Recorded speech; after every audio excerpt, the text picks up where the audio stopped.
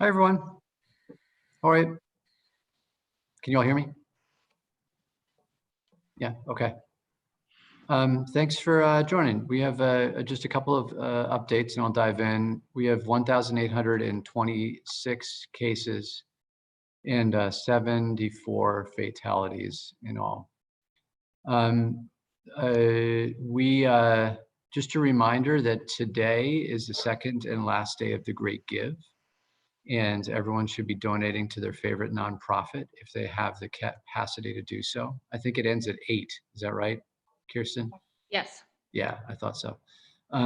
So I'm hoping the press can get that information out there, that this is a competition and so many nonprofits are participating, and now is the time more than ever where there's a ton of need for nonprofits. And so if people do have the capacity, I hope they contribute to their favorite nonprofit. I don't have a ton of other updates on my end. I wanted to hand it over to Director Bond. Do you have anything on your end? I don't have any major updates since my report yesterday. Okay. So the city received a $200,000 grant from the EPA for brownfield remediation, and we just wanted to share that on the call as well. And Mike or Helen, maybe you could give a little bit of a summary of that grant. Thank you, Mayor. I'll start it off and then I'll hand it over to Helen for some more details. This is a long-standing partnership that the city has with the Environmental Protection Agency. So as you know, the city has a long and storied history of industrial development, and we have many properties that were left vacant over time because of environmental contamination. What makes it hard to redevelop those properties is the competition against other sites that may already be clean. And under Connecticut state law, there's a lot of responsibility borne on the existing owner or the polluter, and it takes some time to navigate that. One of the ways we do that is by teeing these properties up through assessment grants. We try to ready the properties and then identify a suitable redeveloper so that we can create jobs in the city and put these back into productive use. We have been most successful in the Mill River District and in the River Street District. It is a journey that both Helen and I have been on for about 20 years now. This particular grant looks at some of the properties that have not yet been redeveloped on the River Street corridor. If you're familiar with it, that's where Arts to Frames just went in the Opportunity Zone. Capasso construction is down in that corridor. So it's a really wonderful section of the city with a cherished both historic history and some vacant property that you can build from scratch. So Helen, maybe you could talk a little bit about this round of the Brownfield funding and what our goals are. So this will allow completion of environmental characterization of these 3 properties. 142 River Street, which at one time was New Haven pipe bending, and those buildings came down a few years ago because they had deteriorated beyond the point of being able to be safe. But that is a 2-acre site that's right adjacent to the 8-acre Hess Terminal site that Hess has cleaned up and the city acquired a few years ago. So once we know what's required to clean up 142 River Street, developer comes along, and we've had interest, but the developer is ready to move ahead on all 10 acres. We'll know what's needed to be done to clean up these 2 acres, and there won't be significant delays in getting that done. And then there's a smaller site, 112 Chapel Street, on the corner of, actually 3 corners, River, Poplar, and Chapel. That's about 25,000 square feet, and it's actually adjacent to a property of about equivalent size that may or may not become available, but it's possible that this site could become 1.25 acres, and that would be either size would be suitable for a small contractor or other type of similar type of use, or to support bigger developments on the city's site that's available at 46 to 56 River Street. That's a 3-acre site.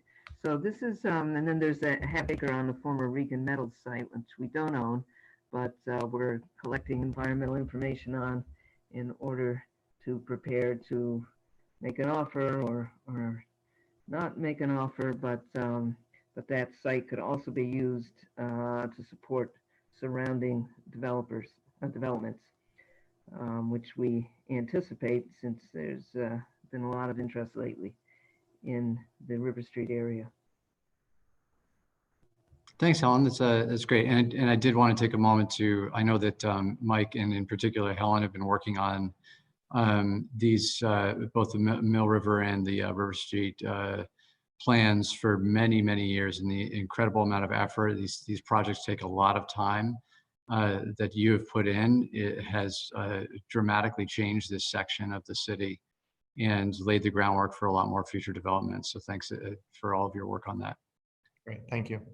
And then we have one other update from Kirsten and Susanna that is exciting about a partnership with New Haven Public Schools. So I'll turn it over to you. Thank you, Mayor. And so Read to Grow is absolutely thrilled to partner with New Haven Public Schools and New Haven Reads to initiate the launch of a book distribution program on Fridays at 12 school sites across the city.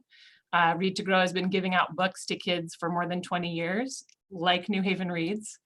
And especially with the announcement from Governor Lamont yesterday about school being closed for the remainder of this school year, we know that getting books into the hands of kids that need them most can dramatically change students' trajectories, and literacy is just so important for the future leaders of our community.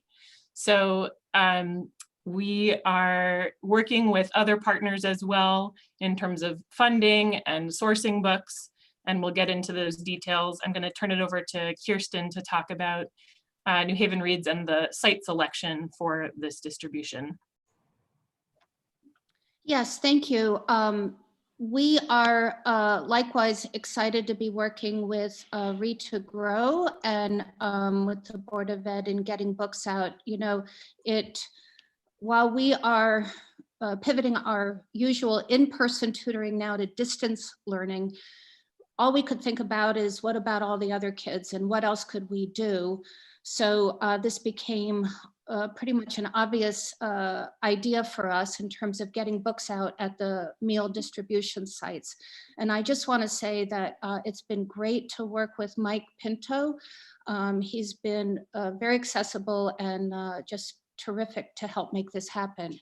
And then if you could move up to the next slide. This is what we worked out with Mike in terms of how we chose the schools. We were looking at basically two different issues. One is we were trying to provide books in a wide geographic area. So this is what this map shows of where we were trying to reach.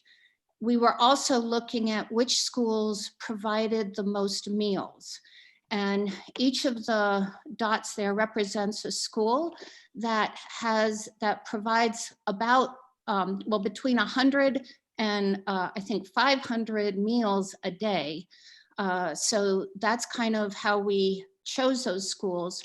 We are also have a few schools that we are considering to add on to the list as the numbers are increasing. So I just want you to know it's a very fluid list. And there's the list itself. And there are 12 schools there, and Read to Grow and New Haven Reads has each taken 6. Thank and you. in terms of, sorry to interrupt, I just wanted to reiterate the logistics. So the book distribution is only happening on Fridays, starting this Friday. It'll be from 10 to 12. So during that typical meal distribution time, not starting at 9, but starting at 10 to 12 on Fridays, every week through the end of June.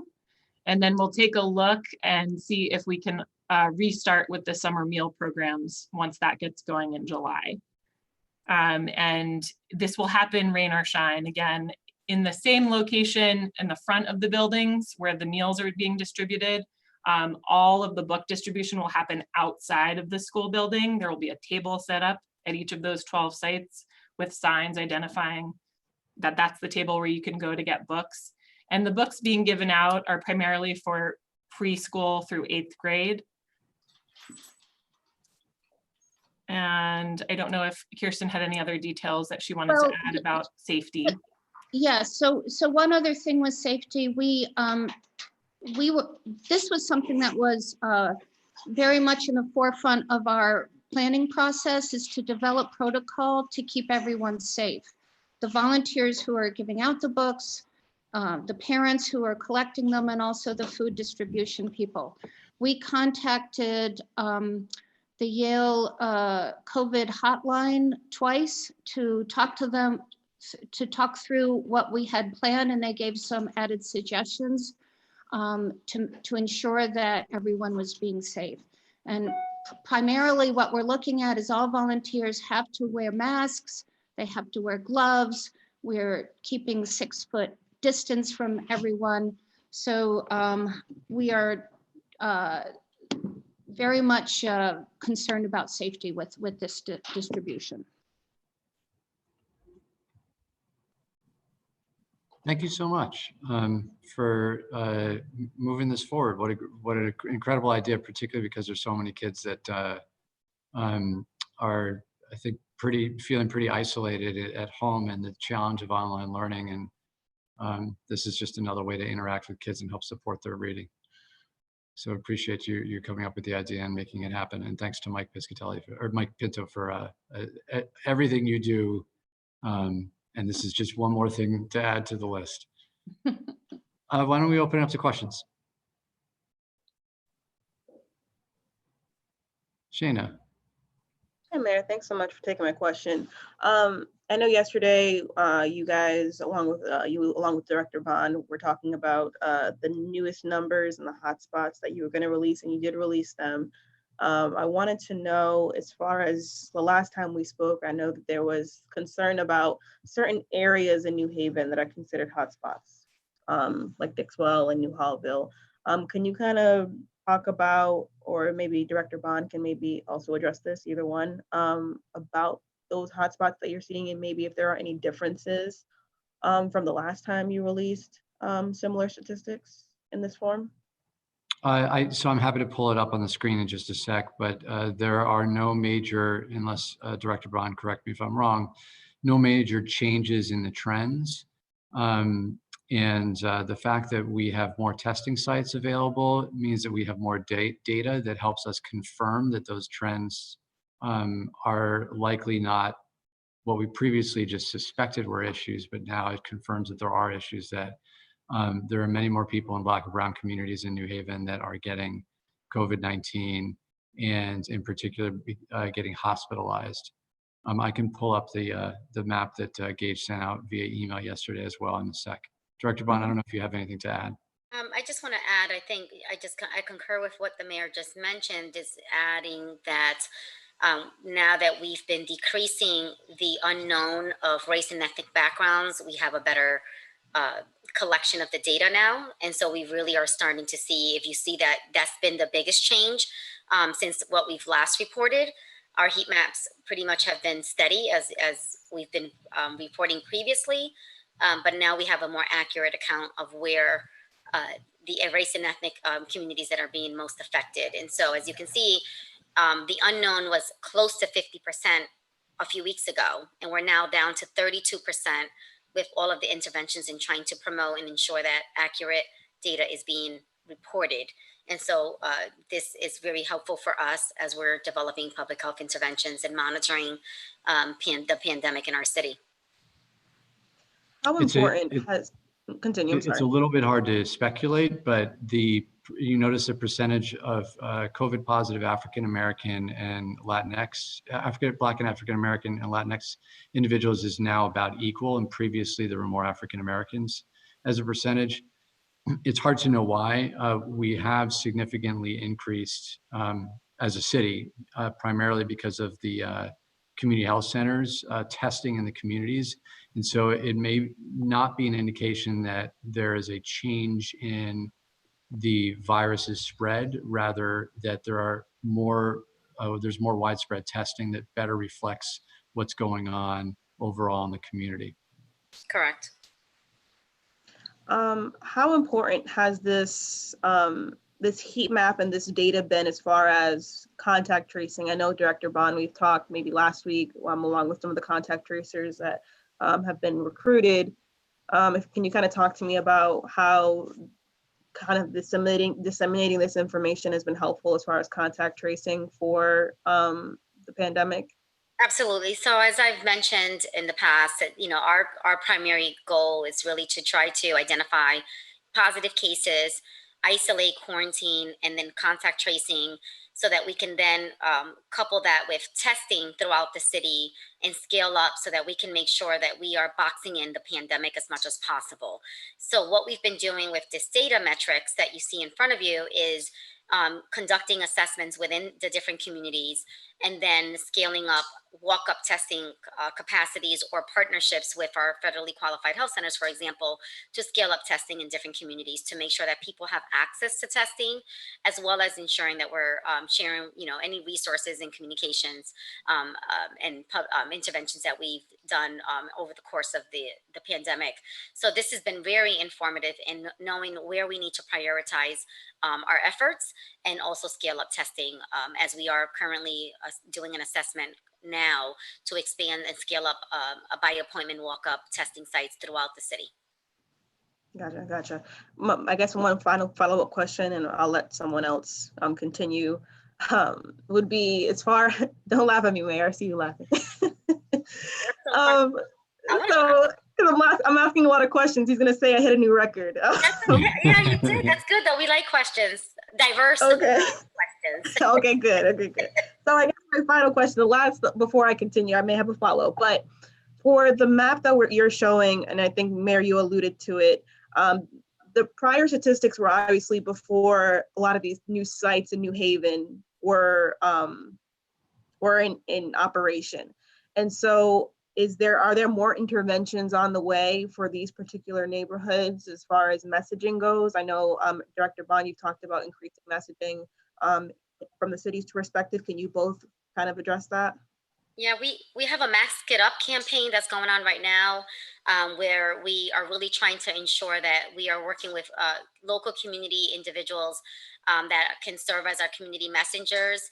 And so we have really leveled up our billboards that are set throughout the city. And so we wanted to make sure that we strategically have billboards throughout the city that are going to be within these heat map areas, and also engaging, you know, younger populations that are impacted, that could be impacted by COVID-19. So one of the data metrics that we are looking at is that we know positive cases are 46% of our cases are 25 to 49. And although the mortality rate is targeted specifically around the elderly population, we know that the younger populations are also testing positive and are often carriers. And so we want to make sure that we are utilizing community messengers, and we're also looking at other ways that we can expand our messaging campaign as well. Just one other thing to add. I sent out a robocall last night to an area of a 1 mile radius around the Chapel Street, Day Street site. And we're exploring, it's early, but we're exploring options to set up additional sites in other areas of the city.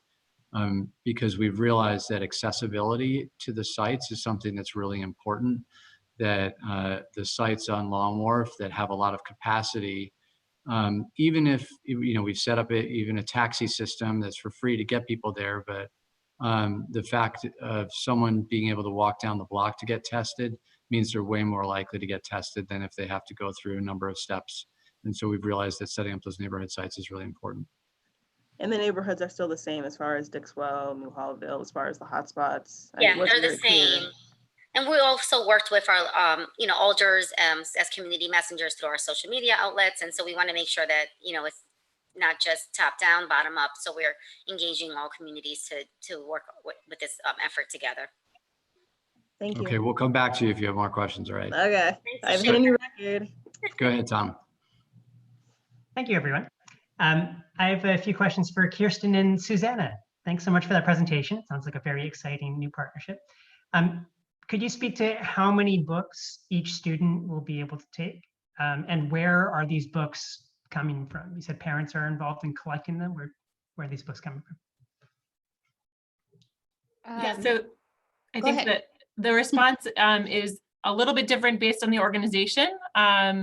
Read to Grow partnered with RJ Julia Booksellers and to raise funds to buy new books from publishers. So they've been drop shipped to the field house and they've been quarantined, and then they will go to the boxes are waiting at the school sites. And there will be one title per grade level grouping. So we'll have kindergarten through second grade, third through fifth grade, and sixth through eighth grade. So if a eighth grader comes up to the table this Friday, they'll get one book. If they come back the next Friday, they'll get another book. If they come back every Friday through June, that ends up being 7 to 8 titles total that they'll get.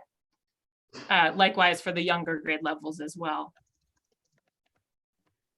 And we have a different distribution system. As you know, Tom, we have a book bank where we have a huge number of gently used books. So that's our primary source of books. And we have put a call out to our network, and we've had an incredible response from people with donations, and also some publishers and some local authors are donating brand new books. So in a similar fashion, we are quarantining the books when they get dropped off. And then New Haven Reads is then sorting them, as Susanna described, by grade levels. And we are putting them into paper bags to give to the families. In our part, the books will be different. And part of the putting into paper bags is to keep them clean, but the other part is we didn't want parents to try the book to find the best book for their child, or to try to look around to see, well, maybe they want, instead of 3rd through 5, they might want 6 through 8. It just seemed better just to put them in it'll be a mystery book that they will get for their child, but they'll get one every week, as Susanna described. And who will be giving out these books? You mentioned volunteers. Are these volunteers that New Haven Reads and Read to Grow are gathering and training? They're not the food service people from public schools. These are different. Correct. Yeah, our own volunteers. And in some cases, our own staff as well, but no food service employees are handing out books. Yeah, Tom, we were just in putting together the partnership. I mean, our folks are pretty busy handing out food right now. So it was the fact that Read to Grow and New Haven Reads were able to step up with volunteers made this partnership a lot easier. And where do people go if they're interested in volunteering to hand out books or to give books to you all? So for if people are interested in giving us books, to donate books, they would contact our book bank director directly to schedule a drop-off. And that would be, the email is books@newhavenreads.org. To contact her. Her name's Victoria Smith. She's wonderful.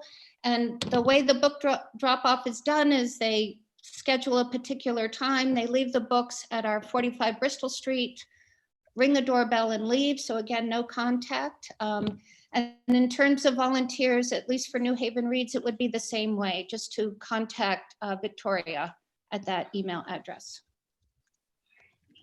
And with Read to Grow, the easiest thing to do is just to email readtogrow@readtogrow.org. Whether it's about a donation, monetary, or a book donation, or if somebody wants to volunteer, and we will reply very quickly. Thanks. Mary, I've got a few other questions, but I'm happy to defer to anyone else who wants to ask. Okay, let's go to Michael, and then we'll come back to you, Tom. Thanks. Thank you and good afternoon. Going back to the testing issue for Director Bond, Do you have data at this point on the actual numbers of tests performed so far on any or all of the 5 test sites in the city? I know the city doesn't administer them all, but do you have for any of them to date? I do have that. We have that available. Maybe tomorrow's presser we can show a diagram. Okay, that'd be great. Tomorrow. And are you confident at this point that the target population, and I guess that's all of us, are getting the message that at this point they can more easily get tested now and they don't need a physician's referral as they did before with the Yale New Haven site and the CVS site, and they don't need even to be symptomatic? Do people know that? And do you feel like the word is getting out adequately? So I think to the mayor's point earlier, yesterday we had a robocall to the within the 1 mile radius within that particular testing site.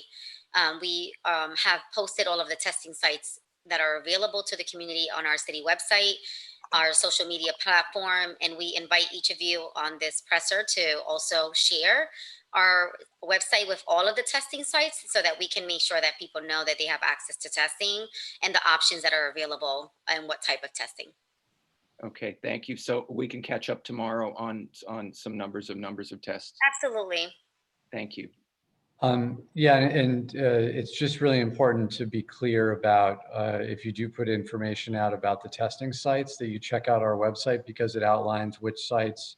There's only one where you need a physician's recommendation, that's Yale New Haven Hospital. Correct. All of the other ones, they don't, but all of the other ones have different ways to enroll or to sign up for testing. And so it's important. It can be very helpful for the press to get that information out, because there's enough information, it can be confusing for people. Exactly. I understand. Thank you. Yep. Kyle, go ahead. Hi, everyone. I wanted to check in with Director Bond. I know about a month ago we did a story talking about the messaging program, the SeeClickFix, all of that. I was just wondering how that promotion has gone and whether or not you see a good use of the SeeClickFix for COVID-19. Absolutely. Thank you for asking that, Kyle, because I failed to mention earlier that we also put city banners throughout, 2 different areas, downtown and Willie Avenue, on spread the fact, not the virus, and also just with some brief messaging and promoting our hotline. So please, when you get a chance, check out the banners.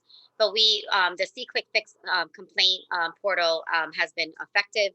We've been monitoring that through our team, and then diverting it to the respective individual that needs to respond. And so we have been, that's been a useful resource so that our hotline can be freed up specifically for people that are symptomatic and have questions are relating COVID-19 or needs to get assistance with scheduling testing at one of the testing sites. So our public health nurses can be really targeted for that. So it's been very useful. Okay, great. Thank you. Engage was helpful as well as looking at some of that information.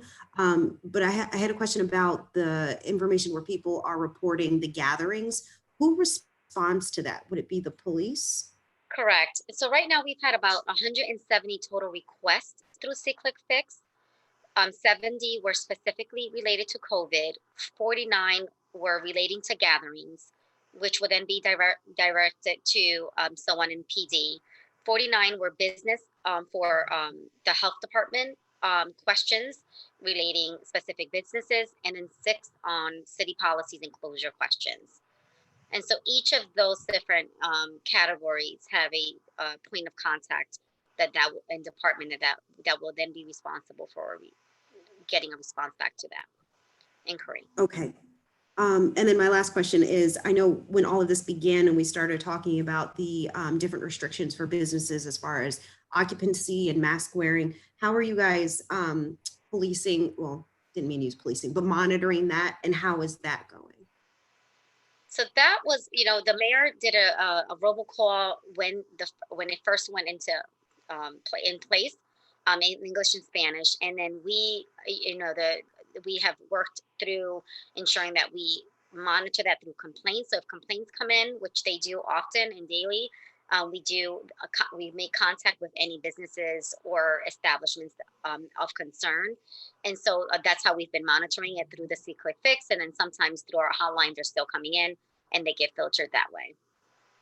Yeah, I think it's mostly complaint driven rather than us, searching for problems out there and doing inspections. We found, frankly, that there's a lot of people that have been reporting things, and we'll send someone out. And I know that you didn't intentionally use this word, but we're very intentional not to make this feel like policing, because we want people to comply. We don't want to make people feel like this is some sort of police state or anything like that. It's the opposite. Doing the right thing for the community means complying with these guidelines and recommendations, and that's what we're hoping people will do voluntarily. Yeah, and I think I want to add to that. Yesterday, for example, as proactive approaches, the city gave out about 50,000 masks, Mayor, that was given out yesterday. So that's another proactive approach that we've been utilizing as a mechanism to support the community, and so that we can be able to support, local businesses, for example. And we get inquiry about PPE requests with small practices. So we want to be able to be proactive in supporting local stakeholders that we serve, or are providing a service. Okay, so it sort of builds a relationship that way. Absolutely. Great. Thanks, Kyle. Thank you. Yeah, let's go to Allie. Hi guys, I'm from WNPR Connecticut Public Media. Just wondering if you know if or how many tests, or if it's running rampant within the homeless community. Have you guys been able to monitor that at all in New Haven? So just to be clear, since there's no indication that the COVID-19 is running rampant within the homeless community, we are similar to other populations. We're making tests available to anyone who goes to one of the sites, and people, if they do not have internet to sign up for any of these sites, they can also call the health department hotline, 203-946-4949. And also yesterday was the beginning of a drop-in site at Blake Fields in New Haven, where individuals experiencing homelessness can come by and get services, including support getting tested for COVID-19. Does that answer your question, Ellie? That does, thank you. Awesome. Let's go back to Tom. Thanks. So I think maybe about an hour ago, the governor's office published a report that was written by former Yale president Rick Levin and former vice president Linda Lorimer. And I haven't read through the report. I'm sure there are lots of interesting details in there, but it's about how to initiate a phased reopening of colleges and universities throughout the state. And Mayor, I wonder if you could speak to what you see as City Hall's responsibilities in terms of the relationships that you currently have, and how you build on top of those with Yale, with SESU, with Albertus. What do you think the city should be doing to ensure a safe reopening come the fall? And then any other conversations? I know you've spoken a lot over the past couple of weeks about negotiations with Yale about putting up first responders or police officers or anything like that. So if you could also speak to the latest in city conversations with Yale in particular, that'd be great. Sure, I appreciate the question. I haven't seen the report yet, so I can't comment specifically on the report. I think that we bear a mutual responsibility to help each other out. And that comes in many different forms depending on the university and the level of resources. Obviously, for the New Haven economy, students that are coming, in particular with Yale University, but also the other universities to the region, are vital to the success of our economy. And I've spoken with Peter Salovey a number of times about the fact that we're very ready to help support Yale in any way that Yale needs to make sure that it is able to safely open up classes again.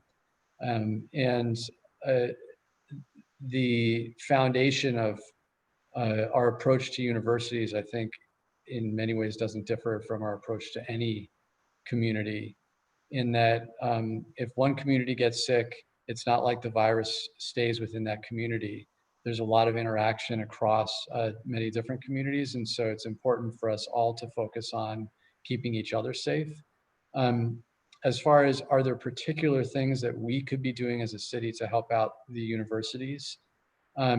There's been no requests that have been made to us about specific actions we can take, but we're very, very open to helping support all of the universities, and hopeful that we will be at a point later in this year where universities will be able to open up because of the economic impact that that will positively have on the city.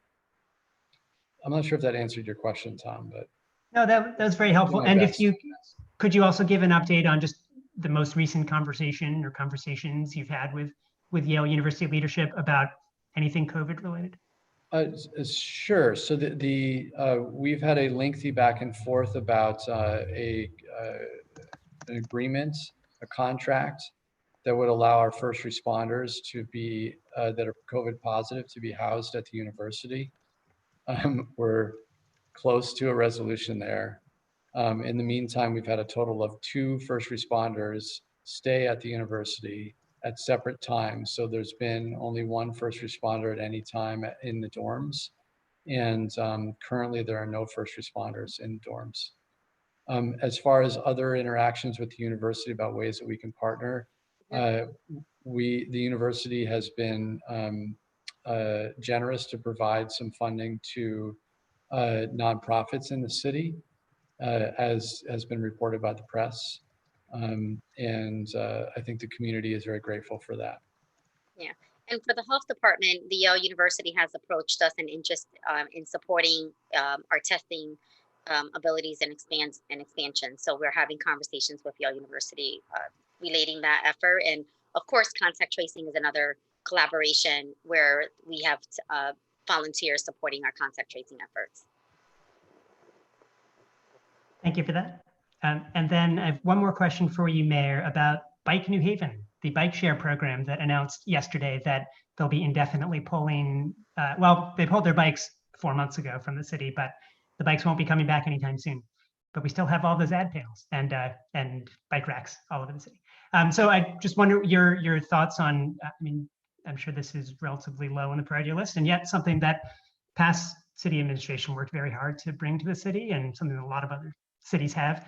What do you make of Bike New Haven's decision to not serve New Haven for the foreseeable future? And is this something that we should even think of having during a pandemic?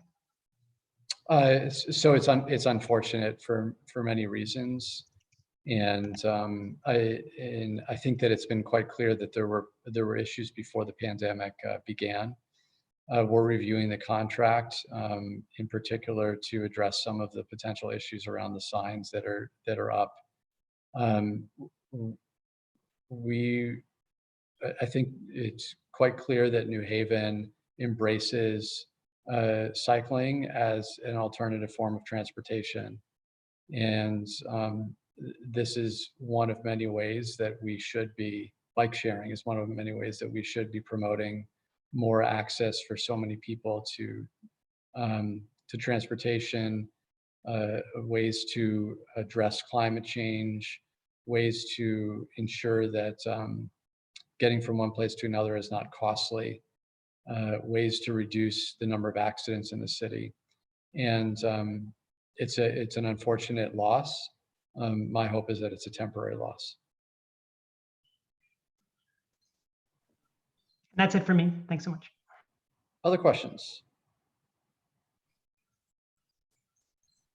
Other questions? I have a comment while people are thinking about if they have further Maybe questions. save your comment for the end, because I think it's a nice closing comment. So if you don't mind, Director Bond. Go ahead, Shana.